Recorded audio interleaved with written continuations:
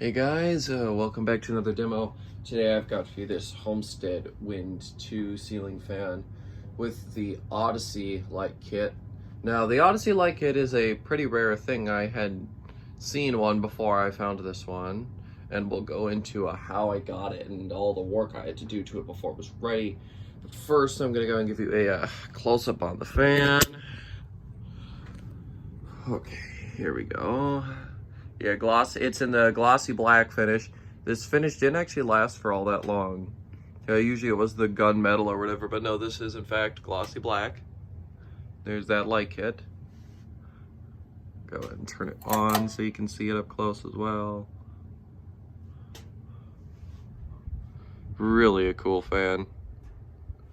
Okay, just go put you guys back in the tripod, and then we will continue.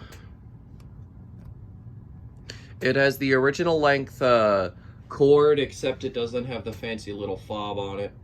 And this fan is from December of '93, and I think '94 was the last year they made these things. Anyways, let's start it up on low. So the tachometer does not work with this fan. It cannot pick it up. I thought the shine on the blades would help, but nope. So we'll just be using the kilowatt for this test. I believe the fan uses a 188 motor. It is 3, 4, and 6 compatible, not 5. Homesteads are not 5-blade compatible. I don't know if oh no, I take it back. Homestead did make a 5-blade fan, I think. Anyways, yeah. So here is low speed. It does put out a fairly decent amount of air for low speed on a fan.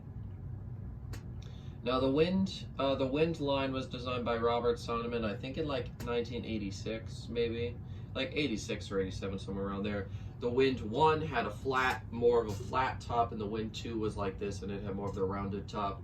There could have been other differences, and if there are, I would appreciate it if you guys would tell me, because I'm not 100% sure on all of them, and I don't have time to just stare at 2 pictures of fans until I find all the differences between them. Anyways. So yeah, they were rather popular. They were a fairly clean fan. However, they didn't really have anything on the Stratos from Modern Fan Company. That was the true sleek fan of the time.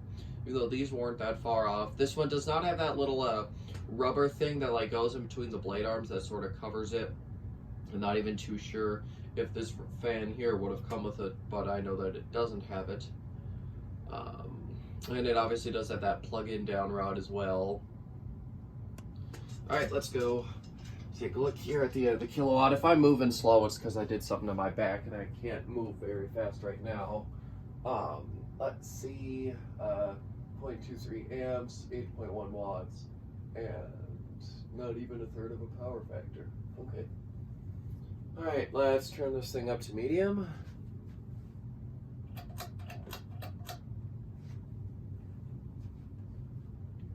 Due to the light kit, I have to pull outwards on the chain, or the cord. Usually you can pull down, but I don't really feel like potentially damaging the light kit or having it come loose.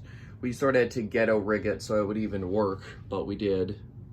So I might as well talk about how I got this fan. So it was on a free stuff Craigslist listing, and I wasn't originally going to get it, but then we were in the area already, and I told my dad about it. He's like, well, what's the address? Let's go, because it was fairly close by. So we went to grab it. It was in the box. One of the glass rings you saw, that ring you see, one of them was broken, and it wasn't really worth trying to fix. So we just stuck with this one here, and then it was a real pain in the butt to get apart, and somewhere along the way it broke, so we had to get a new part from a local showroom. And then once we did that, we had to ghetto rig it like this so we could even hang it. But I don't think it looks that bad. So yeah, this is medium. Putting out fairly decent amount of air. They call them the Wind for a reason. They do live up to their name. Okay, let's see here. 0.44 amps, 20.6 watts, and half a power factor.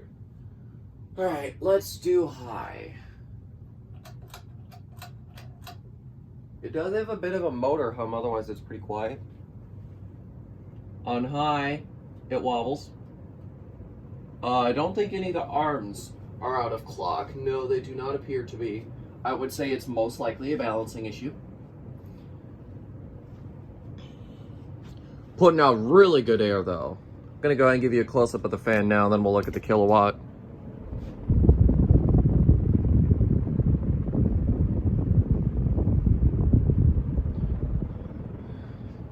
This really is just an amazing fan. I really love the way this one looks. If it didn't have such a wobble problem, I wouldn't mind installing it in my bedroom. I'd have to clean it up a little bit too, but once again, I've just swapped my fan, so it's not going to happen for a long time. 0.74 amps, 88.4 watts, and a whole power factor. Alright, let's shut this thing and do spin down.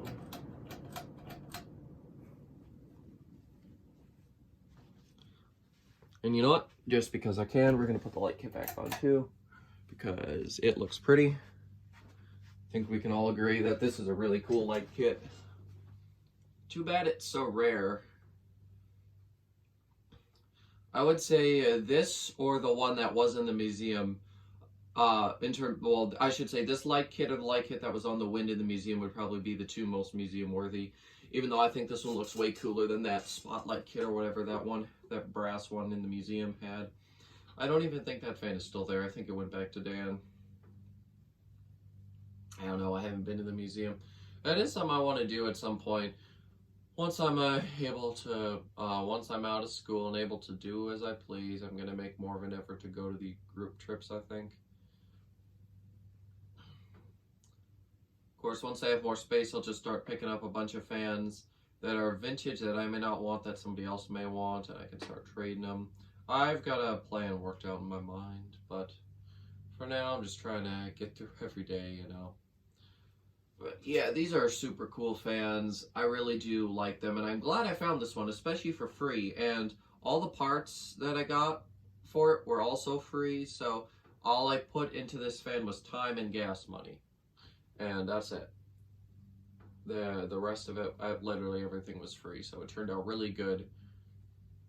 I'm very happy. If somebody else would have gotten it, they probably would have chucked it when they found that some of it was broken. They would have given up on it, but not me. Well, I knew how rare this light kit was. I haven't seen one yet until I saw this. Too bad it wasn't complete, but I kind of like this, how it looks here, better than what it would have originally looked like. It is such a cool looking fan. Light distribution, by the way, out of this light kit is not the greatest, but it's okay. I went for a bit of a bigger light bulb in here than I did the last time I had this fan up as well. This is obviously one that's being photographed for my project. How could I not do this one? This one is just so cool. This, along with a couple other really contemporary fans that came out at the same time, they were all really ahead of their game and were really cool back then. So I definitely had to put this one up. And yeah, when I got this fan, by the way, the finish was all cloudy. It was disgusting. The fact that it looks this good is incredible. If I put more effort into it, I could get it looking almost brand new again, which is a real shock, because if you saw this thing when I first brought it home, you would be surprised. I don't even think I ever captured that on video, because I think I cleaned it up before I even recorded it. But yeah, you'll have to take my word for it. The finish was really cloudy and disgusting. It is definitely a miracle it cleaned up this well. But anyways, the fan has now come to a stop, so I'm going to go ahead and end this video. Thank you guys so much for watching, and I'll see you next time. Goodbye.